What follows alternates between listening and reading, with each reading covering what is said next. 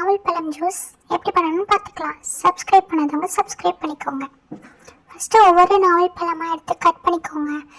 ஒவ்வொன்றா எடுத்து கட் பண்ணிவிட்டு அந்த சீடு இருக்கும் அதுக்குள்ளே, அந்த சீடு எடுத்து ஸ்ப்ளிட் பண்ணி வச்சுக்கோங்க. அது வந்துட்டு நம்ம கிரைண்ட் பண்ணக்கூடாது.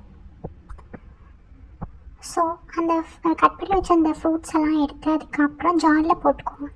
ஜாரில் போட்டுட்டு அதை வந்துட்டு நம்ம கிரைண்ட் பண்ணணும், அரைக்கணும். ஓகேவா? நல்லா அரைச்சி எடுத்துக்கோங்க. அது வந்து ஒரு பேஸ்ட் மாதிரி வரும்.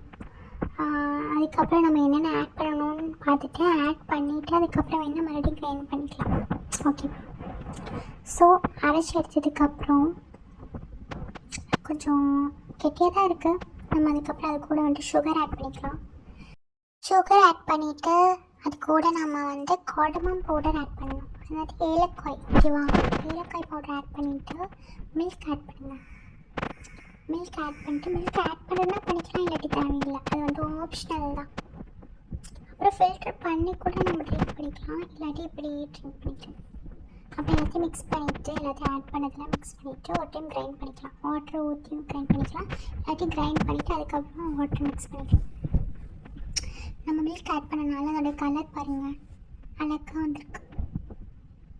அதுக்கப்புறம் வாட்டர் நம்மளுக்கு எவ்வளோ வேணுமோ அவ்வளோ ஆட் பண்ணிவிட்டு அதை ஒரு மிக்ஸ் பண்ணிட்டு அவ்வளோதான், ஜூஸ் ரெடி. இனி நம்ம டேஸ்ட் பார்க்கலாம். ஓகேவா? இதுதான் ஷீரக்குட்டி வெள்ளையாக இருக்கானா. ஜூஸ் குடிக்க போகிறோம். Juice ready. Bye, see you in next video. டாடா பாய். ஷீரோக்கு பாய் சொல்லுங்கள்.